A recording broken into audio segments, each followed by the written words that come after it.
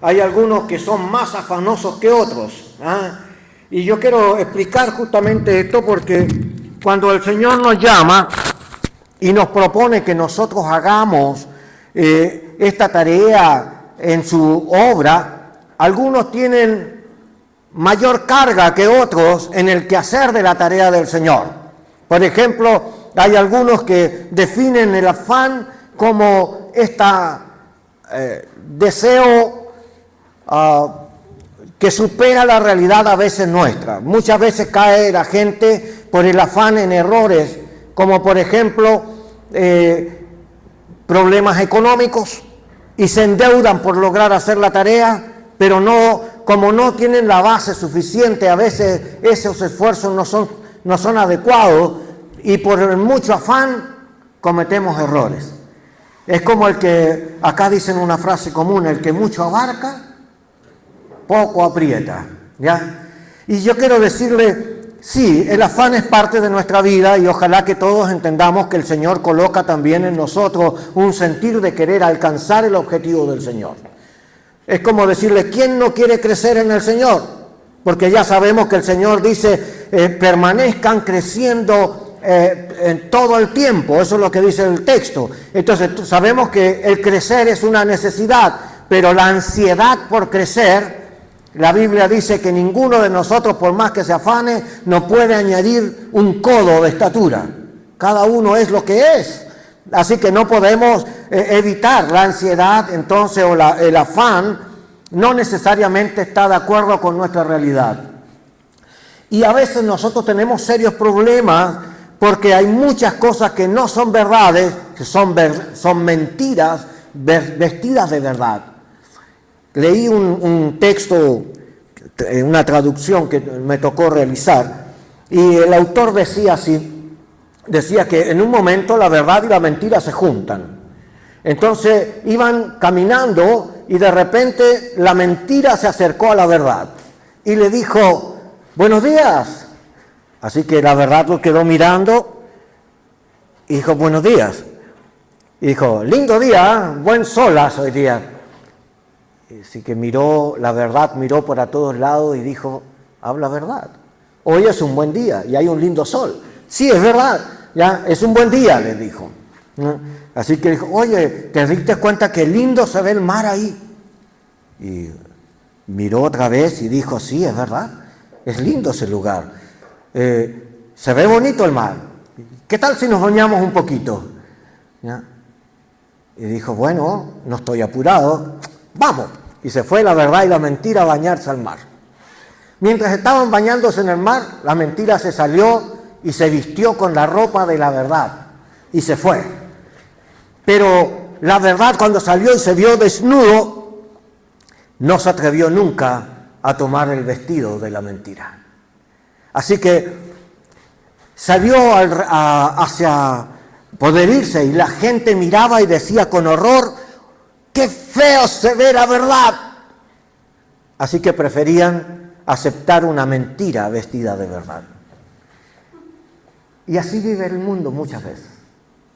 Y yo quiero decirle que este es uno de los grandes problemas que tenemos, es que tenemos muchas cosas que son ideas nuestras o por nuestro propio afán logramos hacer cosas que las vestimos con un carisma de verdad, pero en el fondo son mentiras.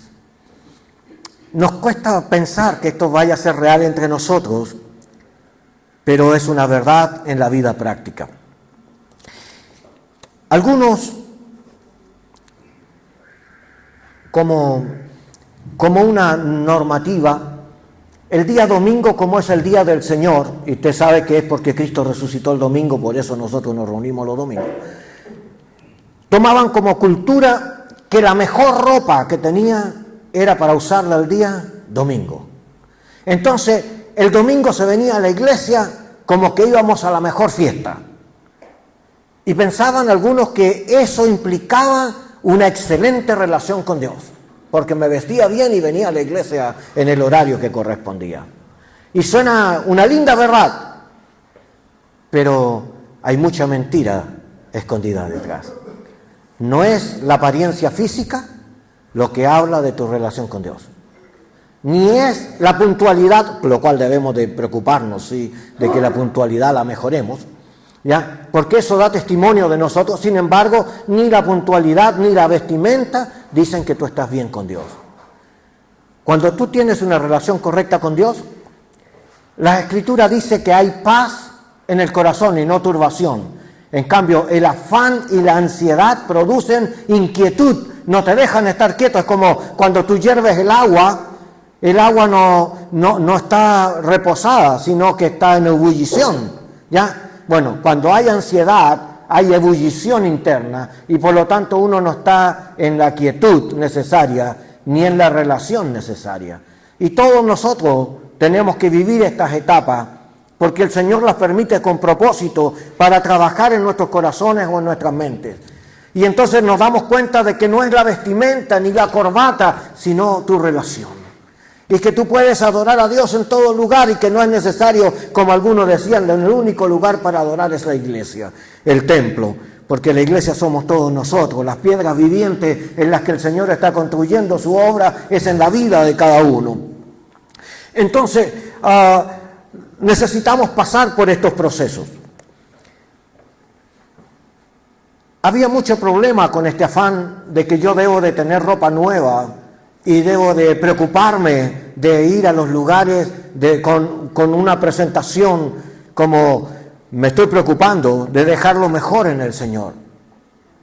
Sin embargo, la Escritura dice que no te afanes por la vestimenta, porque el Señor sabe cuál es tu necesidad. Y puedes perder hasta la paz por la forma de vestir en vez de tener comunión con el Señor. Y hay una crisis ahí. Ni la vestimenta hace la razón. Bueno, yo he vivido etapas así difíciles. Una vez fui a una iglesia a predicar y el pastor no me dejó subir al púlpito porque yo no tenía corbata. O sea, yo andaba con una corbata en el auto, pero no me bajé con corbata. Hacía mucha calor y entré así. Y me hicieron ponerme una corbata para poder subir al púlpito. Tradición. No hace la diferencia el usar la corbata o no usar la corbata. Lo que tú tienes adentro, y déjeme decirlo, no solamente es la presencia del Señor, porque al recibir a Cristo en tu corazón, también el Espíritu Santo vino a morar en ti, por lo tanto, la deidad está trabajando contigo desde adentro, ¿ya? Y no es que tú vengas a encontrarte con Él en el culto, tú ya está contigo, está en ti. No, tu relación es interna. Y debemos de ir siendo transformados internamente hasta llegar a ser la persona que Dios quiere que seamos. Por lo tanto, no es la apariencia, sino la relación. La relación con Dios es más importante, es como la oración pública y la privada. Siempre va a ser la privada más importante que la pública.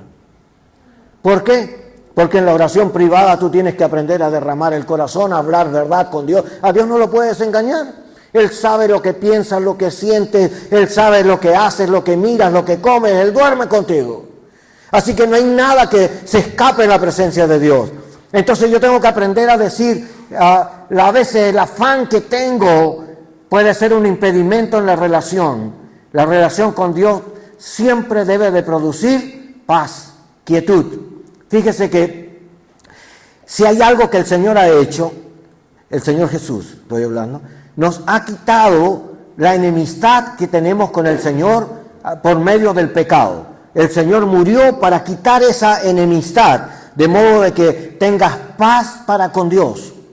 Así que cuando yo vengo al Señor y no me he puesto a cuenta con Dios, la ansiedad llena mi corazón.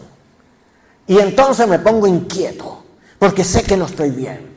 Y vamos a orar y pensamos que no somos dignos, o que no estamos a la altura de lo que el Señor nos pide. ¿Y por qué nos llenamos de ansiedad? Porque nuestro corazón no está en paz con el Señor. Las aguas no están quietas, estamos alterados, ¿ya? El afán y la ansiedad atraviesan todas las personas. Un médico me dijo, porque estábamos tratando algunos problemas, hay cosas que uno no entiende, ¿no? Por ejemplo, este médico decía que el afán o la ansiedad es una enfermedad social, ya de nuestros tiempos, bueno, de todos los tiempos, pero en este tiempo está medicada y te dan unas pastillitas para que tú te relajes. y afecta directamente el sistema nervioso central para que se relaje, ¿ya? Pero eso es temporal. La relación con Dios no se corrige con un medicamento. El medicamento es para el estado físico, pero los problemas espirituales afectan la mente. Estás tú todo el día dándote vuelta con el problema y piensas bien y piensas mal y estás luchando. Hay una guerra espiritual. La guerra espiritual tú no lo puedes tomar y pegar y patearlo o meterlo en una caja como cantan algunos. No es real. La opresión demoníaca trabaja en la mente para que tú no agrades a Dios, para que tú y yo no sirvamos al Señor, para que entre nosotros se meta ideas contrarias de división, de pleito, de molestia, para que no haya paz entre nosotros. El que lucha para que no haya paz entre nosotros no es el Señor, es el diablo. Pero lo hace de una manera silenciosa, porque el que obra mal siempre lo hace en forma oculta. No lo hace abiertamente. ¿Y sabes por qué? Porque cuando uno lo hace abiertamente es para ser corregido o reprendido públicamente. Entonces la gente que obra mal lo hace a escondidas pensando que Dios no lo escucha, pero Dios sí lo ve, Dios sí lo escucha y nadie se escapa de esta condición. Pero uno puede decir, ¿y entonces por qué Dios lo permite si Dios lo sabe todo? Y lo deja para que nosotros tengamos conciencia de que el llamamiento de Dios es santo, es para apartarnos para Él, es para aprender a trabajar en nosotros. Y a veces en tiempos de turbación hay que aprender a confiar en el Señor. Alguien dijo, Dios está al control de todo, ¿ya? Así que descansa. ¿Se recuerdan cuando estaban en la barca y estaban con los vientos en contra? Todos los discípulos estaban atemorizados porque la inestabilidad produce temor. Y en este temor el Señor dormía. Entonces, ¿pero cómo tú puedes dormir cuando todos nosotros perecemos? Y el Señor dijo que las aguas se detuvieran y los vientos también. Y a ellos les dijo, hombre de poca fe. ¿Cuál era el problema? ¿Por qué ellos no tenían confianza? Dios estaba con ellos, sin embargo ellos no estaban mirando al Señor, estaban mirándose a sí mismos. Creo que este es uno de los problemas de la ansiedad. En la ansiedad yo no pienso en el otro, pienso en sí mismo. Y yo quiero decirles que Dios sí nos permite que cada uno se analice a sí mismo, pero uno tiene que pensar en crecer, en desarrollarse.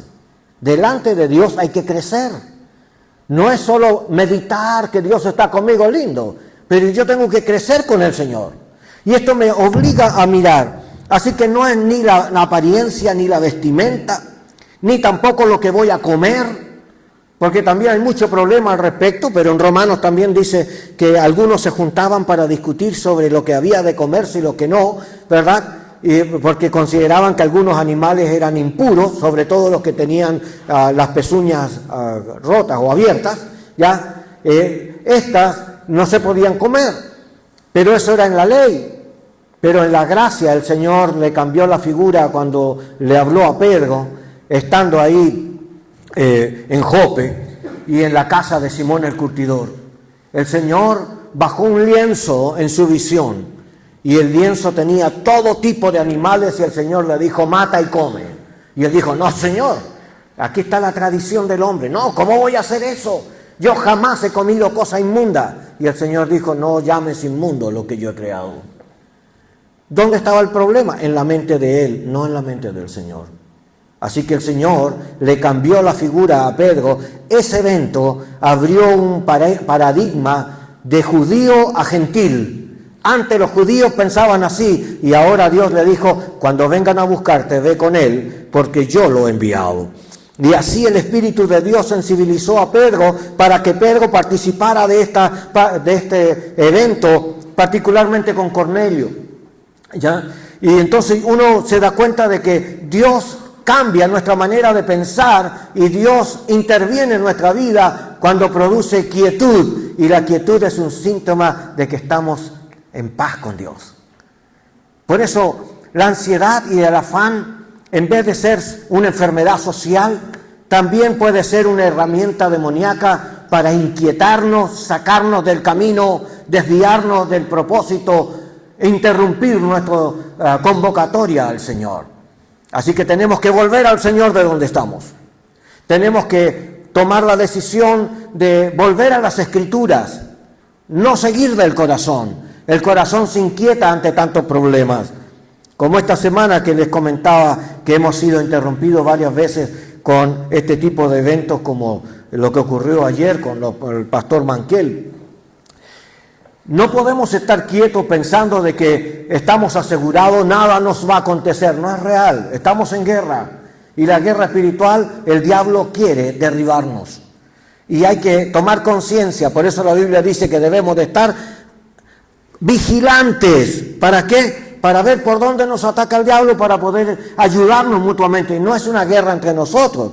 Es una idea, la idea del Señor es que nosotros nos ayudemos los unos a los otros, porque el Señor sabe que esta es una realidad que nos atraviesa a todos. También dice que debemos de soportarnos los unos a los otros. Y claro, porque cuando uno está como los apóstoles frente a Jesús, inquietos, ansiosos, con miedo, con temor de perecer, requieren ayuda. Y Jesús tenía la calma que ellos no tenían. ¿Y quién de nosotros no ha necesitado de alguien que pueda ayudarnos en tiempos difíciles? ¿No es así? Siendo honestos, todos necesitamos ayuda. Jesús dijo algo interesante: buscad. La palabra buscar, el reino de Dios y su justicia, es algo que todo el mundo dice es conocer.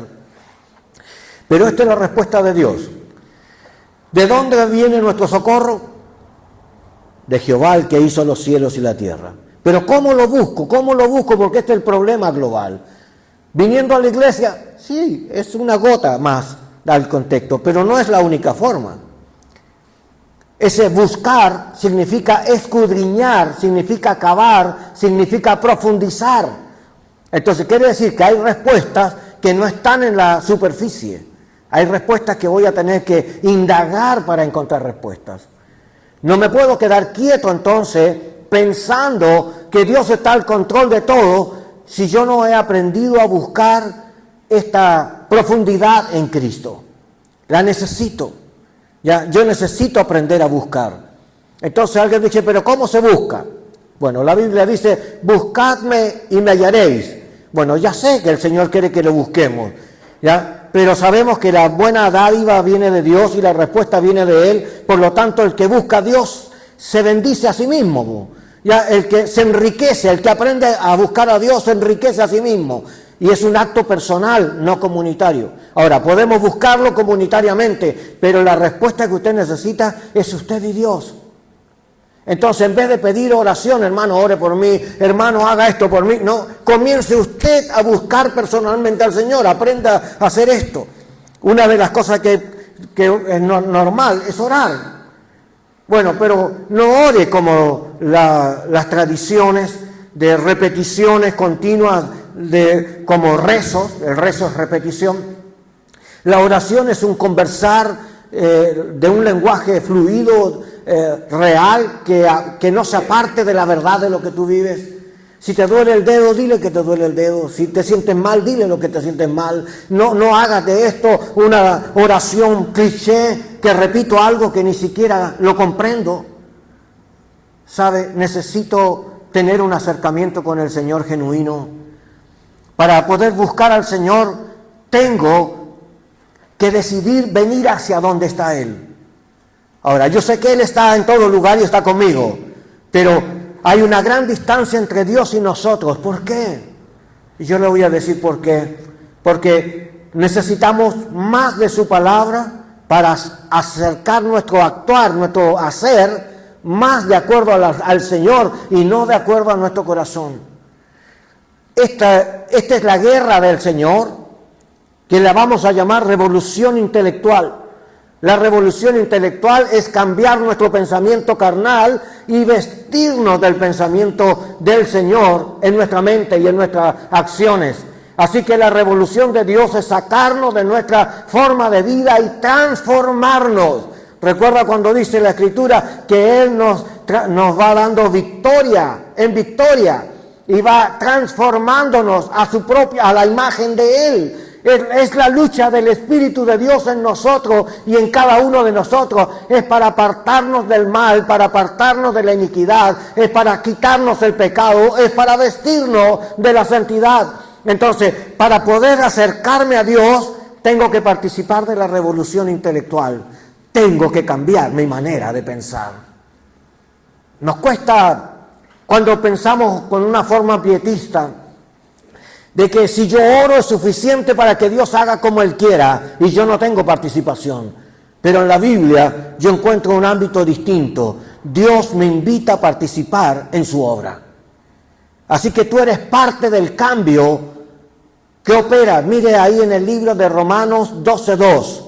Dígame si es Dios o nosotros los que participamos. Lea el texto, por favor. Romanos 12:2. Cuando el Señor nos habla y dice que debemos de ser transformados, ¿quién es transformado? ¿Él nos transforma o nosotros participamos en la transformación? Miren lo que dice. No os conforméis a este siglo. ¿Quién? ¿Dios o nosotros? Nosotros. Y luego dice, sino transformaos por medio de la renovación de vuestro entendimiento. ¿Quién tiene que ser transformado? Nosotros.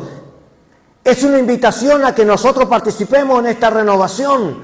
Y no es solo Dios, es Dios y nosotros. Es divino y humano, Dios ayudándonos a cambiar nuestra manera de pensar. Pero no podemos cambiar la manera de pensar solo orando. Vamos a tener que leer las Escrituras para poder entender lo que Dios dice, para que nuestro cambio no sea conforme a nuestro corazón, sino sea conforme a la voluntad de Dios. Así que en esta revolución de búsqueda, usted tiene que estar buscando todo el tiempo al Señor conocimiento nuevo, entendimiento nuevo. Tiene que buscar más de la Escritura y descubrir. Y yo le dije, las respuestas, hay árboles o plantas que están en la superficie, pero hay otras que hay que escarbar para poder sacar el fruto. Usted no saca una zanahoria mirándola. No están en un árbol para sacarla, hay que escarbar para poder encontrarlas. Así es también, hermanos. Hay verdades que son más profundas que otras. Y entonces hay cosas que uno tiene que aprender a hacer. Una de las cosas, dije yo, orar, otra es participar de la revolución de Dios en el cambio de nuestro pensamiento, pero es con su palabra, no es con lo que dice el hermano o la hermana, no es en lo que dice el corazón de la gente. La gente a veces yerra porque siguen los sentimientos. En un momento una hermana se peleó con otra familia porque los hijos se pelearon, no fueron ellos. Pero las mamás se engancharon y terminaron peleando porque cada una defendió a su hijo sin escuchar a los hijos. Las mamás se pelearon y los hijos después estaban jugando fuera de la iglesia porque la pelea de ellos era de esas peleas de niños, a los 5 minutos eran amigos. Pero las mamás nunca se olvidaron de la pelea. ¿Dónde está el problema? Y voy a decir, ¿saben cuál es el problema? Es que tenemos que aprender a vivir en la voluntad de Dios y no vivir según nuestro corazón. Y si hay algo que luchar en esta buscar al reino de Dios, la palabra reino significa gobierno.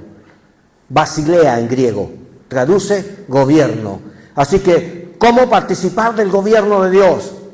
Bueno, que Él vaya enseñoreándose sobre nosotros, que Él tome control de nuestra mente. Cuando su palabra tenga cabida en nosotros, el Espíritu de Dios nos va a guiar y nosotros vamos a tener que obedecer. Y cuando obedecemos, Él va tomando señorío. ¿Quién tiene que enseñorear sobre nosotros? Cristo y su palabra y su Espíritu. Así que nosotros vamos a ir creciendo en el reino de Dios cuando Él tenga más dominio sobre nosotros. Si quiere estar fuera del gobierno del Señor, es difícil que participe de la obra del Señor en la misma profundidad que a veces la queremos entender.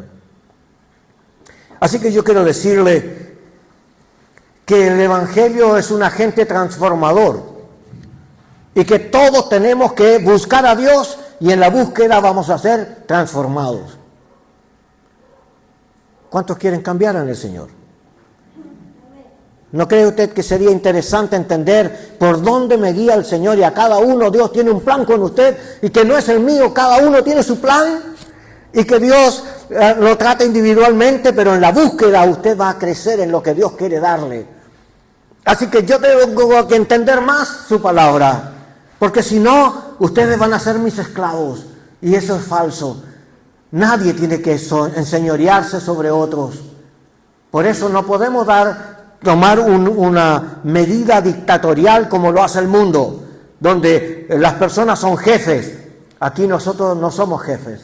Aquí nosotros tenemos que ser servidores, colaboradores, ayudadores.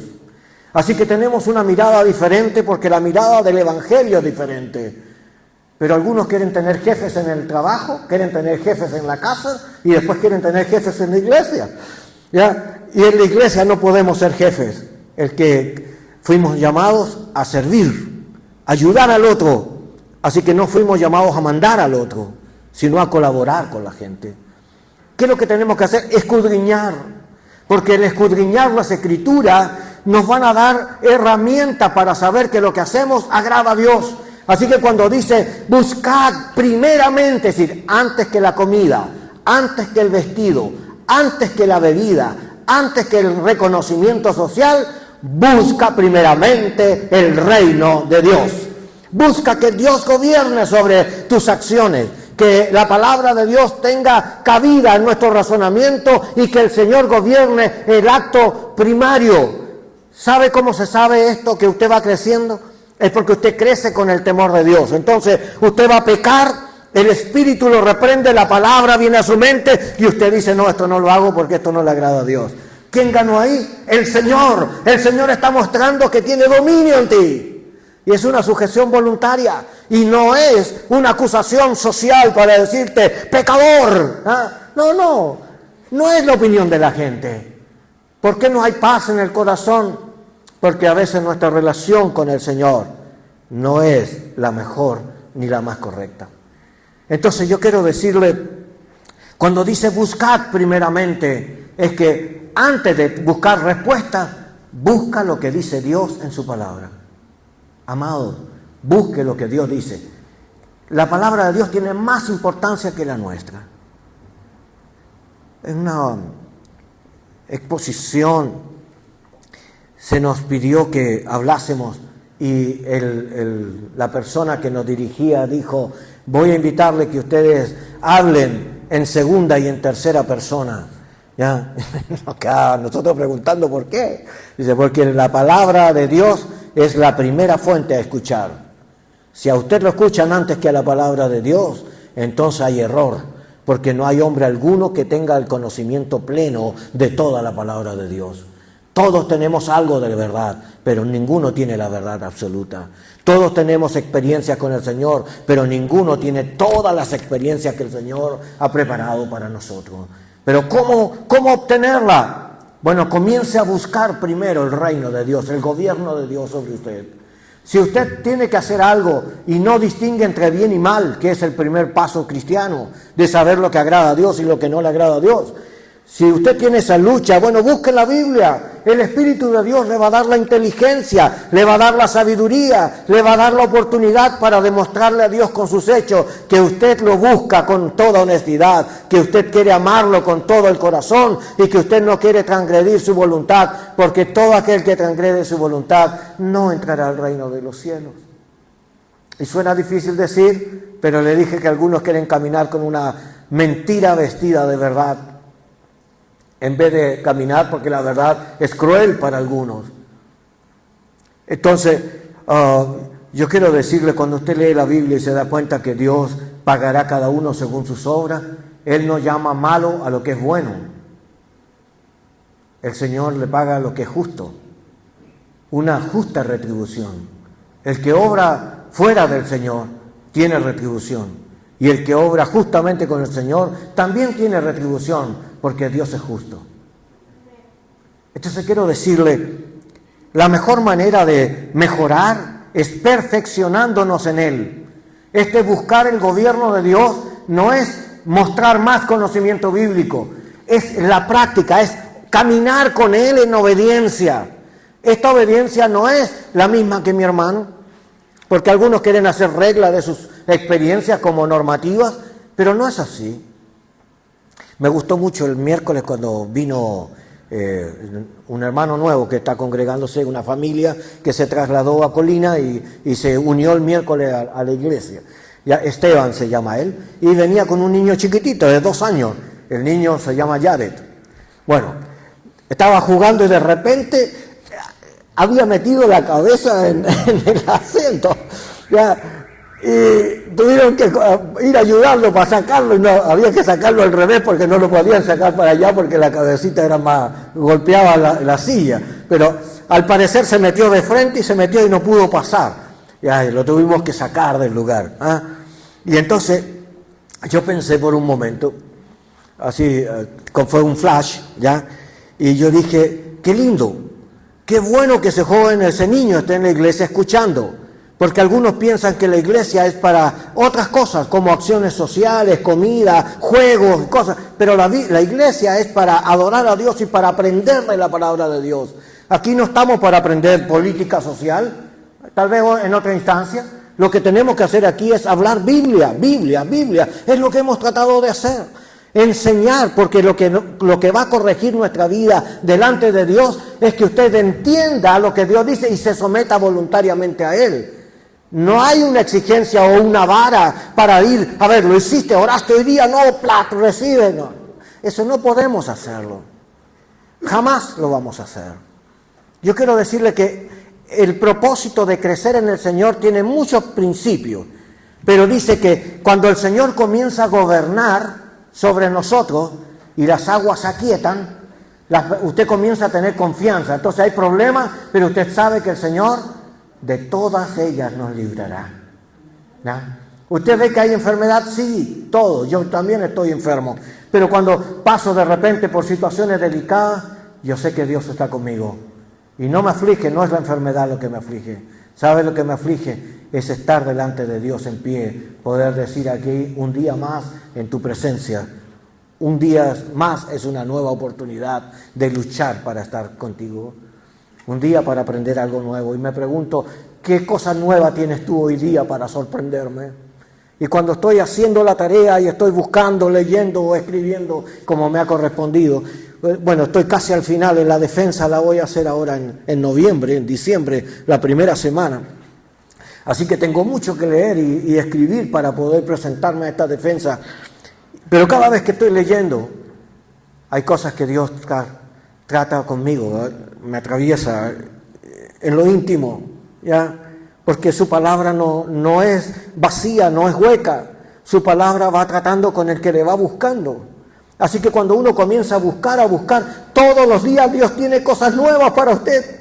Todos los días Dios tiene nuevas misericordias. Todos los días tiene aspectos que te van a sorprender. Dios va a hablar de las cosas íntimas que están en tu corazón. Dios va a corregir tu mente, te va a llevar a madurar. Vas a dejar de ser una persona de la superficie. Vas a poder entender que las mejores riquezas están escondidas. El oro lo tienen que cavar para poder encontrarlo. No lo encuentran en la superficie. Las cosas más preciadas, como los diamantes, tienen que hacer profundidad en ellas, en esas grandes cavernas donde encuentran este carbón, y escoger las piedras de donde sacan también después con mucho pulir los diamantes. No están a simple vista, hay que buscarlo. Las mejores enseñanzas no están en la simpleza, están en la profundidad de nuestras relaciones con el Señor. Si usted mirara, por ejemplo, por qué Juan pudo escribir Apocalipsis, y usted se va a dar cuenta que estaba en la intimidad y en la profundidad de esa búsqueda con el Señor. Dios le reveló eso tan profundo y le dijo, escribe. Amado, ¿cuántas cosas Dios quiere hacer y que están disponibles para cada uno, pero no las sabemos alcanzar porque no hemos aprendido a buscar? La congregación es una pequeña parte del sistema. Orar, derramar el corazón es otra. Aprender a buscar en la Escritura es otra. Reflexionar también es algo interesante. Hay escuelas de reflexión bíblica, ¿sabe? Gente que se sienta y hay horas y horas meditando sobre el texto, buscando la raíz de las palabras, encontrando el contexto. Hay tantas cosas que aprender. Solo falta la voluntad nuestra de participar de ellas. No te afanes, ni por la ropa, ni por la comida, ni por la bebida. No te afanes por la gente alrededor. Preocúpate de intimar, profundizar y aprender a participar del reino de Dios, del gobierno del Señor, con su riqueza todos los días. Una pregunta sería, ¿qué has aprendido hoy del Señor? ¿Y qué tiene Dios preparado para ti para mañana? Que el Señor trabaje con usted y conmigo y se revele a nosotros en esta forma. No en una manera pietista, sino conjunta, divina y humana. Dios y nosotros guiados por el Señor para encontrar la riqueza que Dios tiene preparada para ti. Y déjeme decirte, lo que Dios te da a ti no me lo da a mí. ¡Qué lindo! Dios tiene algo mío, Dios tiene algo tuyo. Así que no pretendo copiar, lo que quiero es descubrir lo que el Señor tiene para cada uno. Oremos.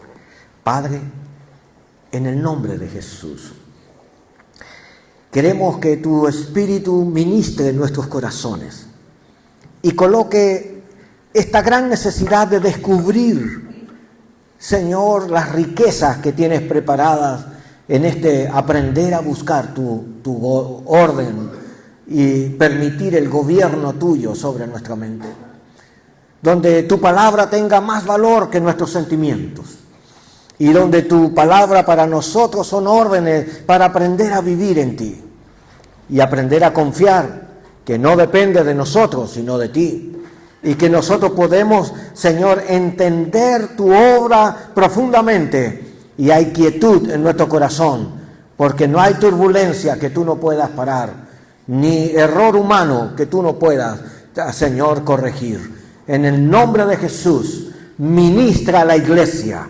En tu nombre, cambia nuestras mentes. En tu nombre, ayúdanos a participar en la revolución de tu espíritu, en la transformación mental, para que lleguemos a ser hombres y mujeres de Dios, llenos, profundos, transformados, Señor, en tu presencia, y tu voluntad sobre nosotros crezca, Señor, todos los días.